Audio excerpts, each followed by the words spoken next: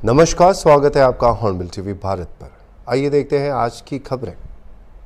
पूर्व कैबिनेट मंत्री स्वामी प्रसाद मौर्य और उनकी बेटी बदायूं से पूर्व बीजेपी सांसद संघमित्रा मौर्य की मुश्किलें कम होने का नाम नहीं ले रही। अपने बयानों से चर्चा में रहने वाले स्वामी और उनकी बेटी संघमित्रा समेत 5 लोगों को कोर्ट ने फरार घोषित किया है। संघमित्रा के पति होने का दावा करने वाले दीपक स्वर्णकार नामक युवक ने पिता बेटी समेत 5 लोगों पर धोखाधड़ी, मारपीट और जान से मारने की साजिश का मुकदमा दर्ज कराया था। दीपक का आरोप है कि संघमित्रा ने बिना उसे तलाक दिए दूसरी शादी करी और रसूख होने के कारण उसका उत्पीड़न किया। मामले की सुनवाई एमपी एमएलए कोर्ट में चल रही है। अब एमपी एमएलए कोर्ट ने उन्हें फरार घोषित कर दिया है। बताया जा रहा है कि कई समन के बावजूद पिता पुत्र कोर्ट में पेश नहीं है। ज़्यादा जानकारी के लिए आइए लेते हैं ये सब जानकारियां हमारे यूपी के कॉरेस्पॉन्डेंट मिस्टर अशरार से। हेलो या अशरार, आप ज़रा इस मामले पर और विस्तृत जानकारी हमें दीजिए।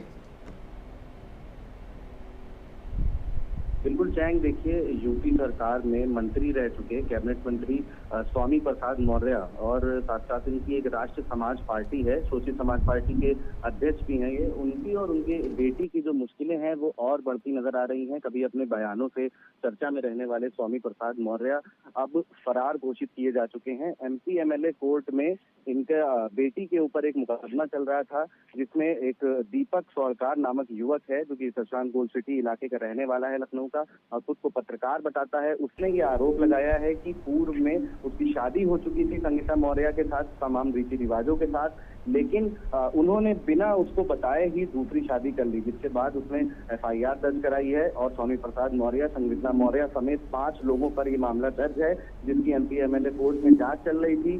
कई बार सम्मन भेजने के बावजूद भी स्वामी प्रसाद मौर्य, बताते हैं आपको कि 2 बार जमानती और 1 बार गैर जमानती वारंट भेजे जाने के बाद भी ये लोग कोर्ट में पेश नहीं हुए, जिसके बाद इनको कोर्ट ने फरार घोषित कर दिया है। और जिस तरीके से इनके ऊपर ये आरोप लगा है तो बता दें आपको कि 2019 में जब चुनाव हुआ था उस दौरान इस युवक का कहना है कि स्वामी प्रसाद मौर्य की बेटी जो कि पूर्व सांसद थी बीजेपी से, बदायूं से, उन्होंने उससे शादी करी थी और जब वो सत्ता में आ गई, सांसद बन गई, तो उसके बाद पुलिस का और रसूख होने के कारण उसका काफी उत्पीड़न किया गया और उन्होंने उसको पहचानने से भी इनकार कर दिया। जिसके बाद तमाम सबूतों के साथ वो कोर्ट पहुंचा और उस शख्स ने एफआईआर दर्ज कराई और कोर्ट में जब सुनवाई चल रही थी तो जज ने भी फटकार लगाते हुए स्वामी प्रसाद से और उनकी बेटी से ये साफ कर दिया था कि आपके खिलाफ पर्याप्त सबूत हैं और जिसके चलते आपको कोर्ट में पेश होना पड़ेगा। लेकिन कई सम्मन भेजे गए और ये दोनों कोर्ट में नहीं पेश हुए। उसके बाद इनको वहां से फरार घोषित कर दिया गया है। बताते हैं आपको कि इस मामले में एमपी एमएलए कोर्ट की आलोक वर्मा की कोर्ट ने, जो गोल्ड सिटी निवासी है दीपक कुमार स्वर्णकार, और उससे इस मामले का संज्ञान लिया है और इनको गैर जमानती वारंट जारी करने के बाद भी ना हाजिर होने के कारण इनके विरुद्ध धारा 82 की कार्रवाई करने के लिए कहा है। जी, तो अब आगे की प्रक्रिया क्या है? क्या एक्शन लेंगे इनके खिलाफ? जी देखिए, अभी फिलहाल इनका पता नहीं चल पा रहा है कि ये किस जगह पर हैं और कहां पर हैं। ये दोनों को इसी चलते फरार घोषित कर दिया गया है। लेकिन आपको बता दें कि जब किसी को अगर फरार घोषित कर देता है कोर्ट, उसके बाद उसके ऊपर एक बड़ी कार्रवाई करी जाती है, उसको ढूंढा जाता है, लेकिन जब वो नहीं मिलता है तो उसके घर पे नोटिस चस्पा किया जाता है, उसमें 82 की कार्रवाई करी जाती है, जिसमें बाकायदा कुर्की तक की स्थिति आ जाती है। तो स्वामी प्रसाद मौर्य के खिलाफ अभी गैर जमानती वारंट जारी है, उनकी बेटी के खिलाफ भी जारी है और वो दोनों फरार है। तो आगे की जो कदम होगा वो इसलिए होगा कि उसमें 82 की कार्रवाई करेगी पुलिस और नोटिस चस्पा करेगी। अगर किसी अदालत में आरोपी के खिलाफ ये वारंट जारी हो जाता है तो उसको सम्मन दिया जाता है और सरेंडर अगर वो नहीं करता तो उसे भगोड़ा या फिर फरार घोषित कर दिया जाता है। फिलहाल कोर्ट की भाषा में अगर कहा जाए तो ये फरार रहेगा और स्वामी प्रसाद मौर्य अभी अब उसी श्रेणी में आ गए हैं और स्वामी प्रसाद मौर्य अपनी बेटी के साथ गायब हैं। आपको बताएं कि जो खास करके ऐसे मामले होते हैं जिसमें पेश नहीं होता है व्यक्ति और उसके खिलाफ कई धाराएं रहती है, जो महिला से संबंधित अगर होते हैं उसमें कोर्ट सबसे पहले फरार घोषित करता है व्यक्ति को, अगर उस पर संबंध नहीं दिया जाता है तो, और उसके बाद उसमें 82 और 83 की कार्रवाई करी जाती है। तो अब स्वामी प्रसाद मौर्य के ऊपर भी यही है, और इसमें 10 साल से ज्यादा की जेल भी है, उम्र कैद भी है, और सजाए मौत का प्रावधान तक है। इस तरीके के मामले उनके ऊपर दर्ज हैं, गंभीर धाराएं हैं। उसके बावजूद भी स्वामी प्रसाद मौर्य नहीं नजर आ रहे हैं। उनको कोर्ट ने कहा भी था, अब इसमें अगर 30 दिन के भीतर स्वामी प्रसाद मौर्य वहां पे सरेंडर कर देते हैं तो उनकी संपत्ति को कुर्की का जो आदेश है वो रद्द कर दिया जाता है, अगर उसका नोटिस चस्पा कर दिया गया है। और 6 महीने बाद भी अगर वो सरेंडर नहीं कर रहा है या नहीं मिल रहा है और राज्य सरकार को उसकी संपत्ति नोटिस करके सौंपने के लिए आदेशित कर दिया गया है, तब उसकी कुर्की हो जाती है। तो अब आने वाले समय में इस तरीके की कार्रवाई स्वामी प्रसाद मौर्य पर हो सकती है।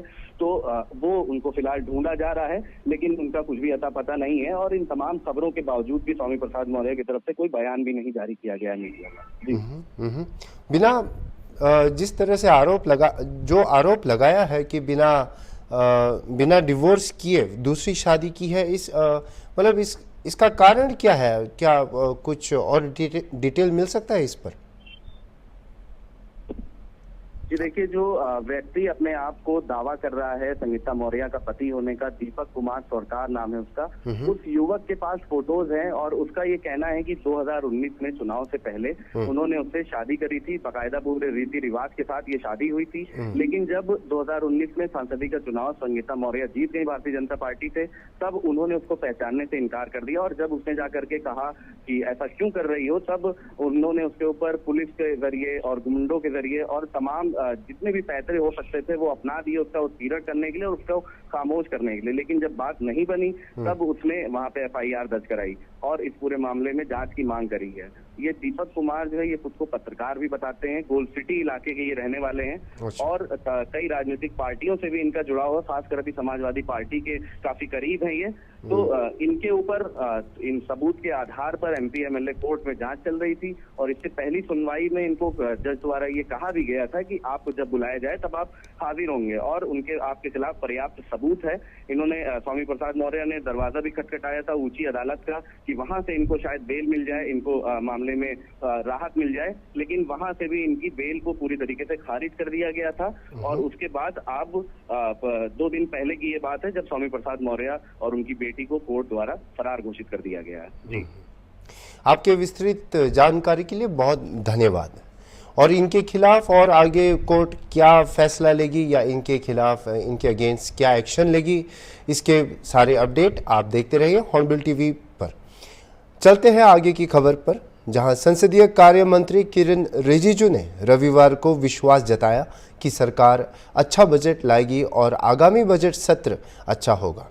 संसदीय कार्य मंत्री रविवार को संसद में हुई सर्वदलीय बैठक के बाद मीडिया से बात कर रहे थे, और उन्होंने यह भी कहा कि 22 जुलाई को आर्थिक सर्वेक्षण पेश किया जाएगा और 23 जुलाई को आम केंद्रीय बजट 2024-25 पेश किया जाएगा। संसदीय कार्य मंत्री किरण रिजिजू ने आगे कहा कि सरकार दोनों सदनों के सभापति से चर्चा कर बिजनेस एडवाइजरी कमेटी के जरिए किसी भी नियम के तहत खुले दिल से बहस करने को तैयार है। एक दूसरे का सुनना से इंटरवेंशन जरूर होता है, मगर पूरा भाषण को डिस्टर्ब करना यह अच्छा परंपरा नहीं है। ये हमारे पास अपील है, और हम उम्मीद करते हैं कि ये बजट सेशन बहुत अच्छी तरह से चलेंगे और बहुत अच्छा बजट लेकर के आएंगे। सब इसका इंतजार है। कल इकोनॉमिक सर्वे पेश किया जाएगा 22 जुलाई को, और 23 को जनरल यूनियन बजट 2024-25 पेश किया जाएगा। उसके बाद ये क्योंकि बजट सेशन है तो हमारे जितना भी जो फाइनेंशियल ट्रांजैक्शन, फाइनेंशियल बिजनेस है वो पहले होगा। उसके बाद इम्पोर्टेंट बिल्स लेजिस्लेशन को लेकर होगा, हम लोग चर्चा करेंगे। और जो भी मेंबर्स क्वेश्चन आवर के अलावा 0 आवर हो, स्पेशल मेंशन हो, 377 हो, या किसी भी रूल के तहत चर्चा के लिए सरकार खुले मन से सबसे बातचीत करके बिजनेस एडवाइजरी कमेटी के माध्यम से दोनों सदन के अध्यक्ष से बातचीत करके हम अच्छा हाउस चलाने का उम्मीद करते हैं। और फिर मीडिया वालों को आपको धन्यवाद देता हूं, आपने आज यहाँ आकर के हमारे इस मीटिंग के इतना देर हो गया फिर भी आप इंतजार करते रहे, धन्यवाद। स्पेशल स्टेटस को लेकर भी चर्चा आगे स्पेशल स्टेटस के सवाल पर कई पार्टियों ने हर पार्टी ने अपने अपने मुद्दे या जो विचार को रखे हैं, क्योंकि इतने पार्टी है और कई सारे मुद्दे हैं जो एक दो मुद्दे अगर 40-50 मुद्दे होते तो हम गिन के बताते, इतने सारे मुद्दे हैं तो उसको सम्मिलित करके सामूहिक रूप से सबका बात सुन करके फिर विषय को चर्चा करने के लिए जो भी समय तय करेंगे हम लोग आगे। गुजरात के सुभासन और लाखवड़ मार्ग पर मारे गए मवेशियों के अवशेष मिलने पर हिंदू संगठन ने सड़क जाम कर दिया है। मामले में स्थानीय हिंदू संगठनों ने रास्ता रोक दिया है। फिलहाल मेहसाणा गांधीनगर लिंक रोड पर लाखवड़ गांव के पास सड़क पर भारी भीड़ जमा हो गई है। घटनास्थल पर पुलिस का काफिला पहुंच गया है। हालांकि पुलिस के समझाने के बाद भी भीड़ सड़क से नहीं हट रही है।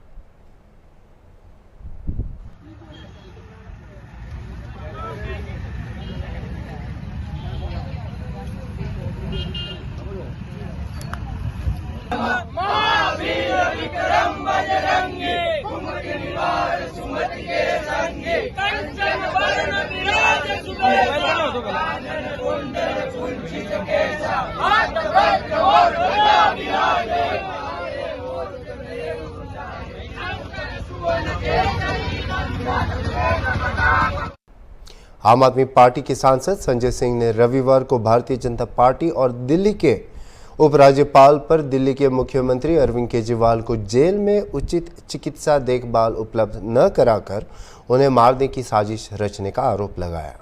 आम आदमी पार्टी मुख्यालय में प्रेस कॉन्फ्रेंस को संबोधित करते हुए सांसद संजय सिंह ने दिल्ली के उपराज्यपाल वीके सक्सेना और बीजेपी पर गंभीर आरोप लगाते हुए कहा कि सीएम केजरीवाल को जेल में मारने की साजिश रची जा रही है। सिंह ने जेल प्रशासन पर भी गंभीर आरोप लगाए और जेल की मेडिकल रिपोर्ट को भी चुनौती देते हुए कहा कि केजरीवाल जी के साथ जेल में कभी भी कोई हादसा हो सकता है और ये सब बीजेपी और एलजी के इशारे पर किया जा रहा है। आज की ये प्रेस वार्ता इस बात के लिए है कि किस तरह से भारतीय जनता पार्टी देश की सरकार और दिल्ली के एलजी मिलकर अरविंद केजरीवाल की जिंदगी के साथ खिलवाड़ कर रहे हैं। किस तरह से जेल में उनको मारने की साजिश रची जा रही है। आज एक एक करके बिंदुवार आपको वो सारी बातें बताऊंगा। और आज कोई भी बात प्रमाण और तथ्य के परे नहीं, बल्कि सबूतों के साथ जो कागजात जेल की अथॉरिटीज ने कानूनी रूप से उपलब्ध कराए हैं अरविंद केजरीवाल जी के वकील को, उन कागजातों के आधार पर आपसे बात करेंगे। और यह मेडिकल रिपोर्ट बताने के लिए काफी है कि अरविंद केजरीवाल के साथ कोई भी अनहोनी घटना किसी भी दिन जेल के अंदर घटित हो सकती है। और बार बार जिस तरह से एलजी और पूरी की पूरी भारतीय जनता पार्टी अरविंद केजरीवाल के स्वास्थ्य को लेकर गलत बयानबाजी कर रही है, गलत रिपोर्ट जारी कर रही है, जिस प्रकार से केंद्र की सरकार के साथ मिलीभगत करके दिल्ली के एलजी और भारतीय जनता पार्टी अरविंद केजरीवाल की जिंदगी के साथ खिलवाड़ कर रहे हैं, उससे ये शक और मजबूत होता है और पुख्ता होता है। आपको याद होगा पहले इन लोगों ने क्या कहा, अरविंद केजरीवाल ज्यादा खा रहे हैं, पूड़ी खा रहे हैं, मिठाई खा रहे हैं, अपनी कैलोरी बढ़ा रहे हैं, अपना शुगर बढ़ा रहे हैं। इनको तो इंसुलिन की कोई आवश्यकता नहीं है, वो तो इंसुलिन मांग रहे हैं, हम इंसुलिन नहीं देंगे, हम इंसुलिन नहीं देंगे। फिर कोर्ट ने आदेश किया, एम्स के डॉक्टरों ने जांच करी, इंसुलिन शुरू हुई। अब क्या नई कहानी लेके आ रहे हैं?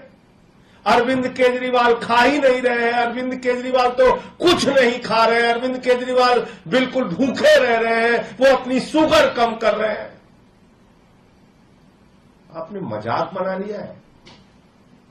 आपने अरविंद केजरीवाल को मारने की गहरी साजिश रच ली है।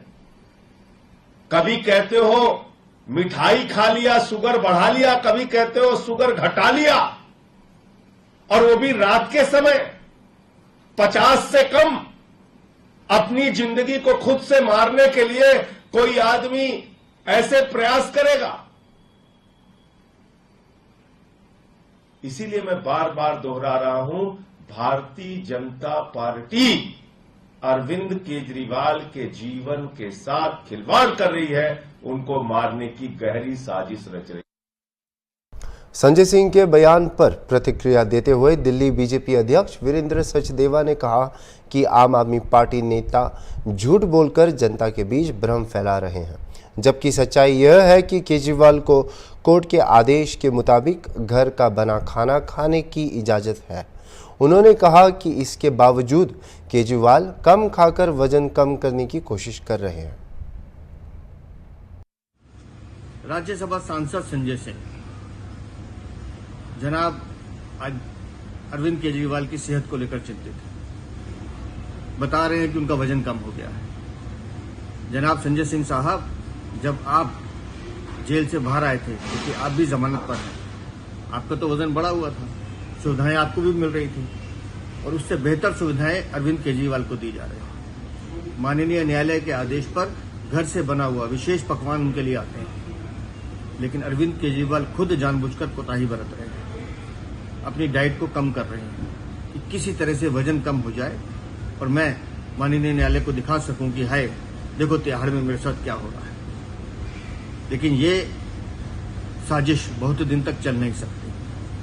आप मास्टरमाइंड अपराधी जरूर हैं, लेकिन शराब नीति में जो घोटाला आपने किया है और आपका पूरा इकोसिस्टम चाहे इसके लिए शोर मचाता रहे, लेकिन सब जानते हैं कि इस शराब नीति घोटाले में आप सूत्रधार हैं। आपने दिल्ली को कहीं का नहीं छोड़ा। आज दिल्ली की जो हवा में जहर है उसके जिम्मेदार आप हैं। आज दिल्ली के पानी में जो जहर है उसके जिम्मेदार आप हैं। और आप गवर्नेंस की बात करते हैं, आपकी पूरी गवर्नेंस तो सिर्फ प्रेस कॉन्फ्रेंस के माध्यम से चलती है। ये है आपकी सरकार जिसने सिर्फ दिल्ली को लूटने और युवजन श्रमिक रैयतों कांग्रेस पार्टी या YSR कांग्रेस पार्टी ने रविवार को केंद्र से आंध्र प्रदेश में राष्ट्रपति शासन लगाने की मांग की है। पार्टी सांसद विजाऊ साई रेड्डी ने संसद में सर्वदलीय बैठक के बाद मीडिया को संबोधित करते हुए कहा कि राज्य में कानून व्यवस्था चरमा गई है। यह आरोप लगाते हुए कि चंद्रबाबू नायडू के नेतृत्व वाली तेलुगु देशम पार्टी या TDP ने लोगों के मुद्दों के साथ समझौता किया है। उन्होंने कहा कि TDP विशेष श्रेणी के दर्जे का मुद्दा नहीं उठा रही है। बता दें कि रविवार को हुई बैठक में YSR कांग्रेस पार्टी ने आंध्र को विशेष राज्य का दर्जा देने का मुद्दा उठाया। हाल ही में हुए लोकसभा चुनाव में TDP चंद्रबाबू नायडू के नेतृत्व वाली राज्य की नई सरकार ने केंद्र में BJP के साथ गठबंधन कर सरकार बनाई थी। अभी के लिए इतना ही, और खबरों के लिए देखते रहिए हॉर्नबिल TV।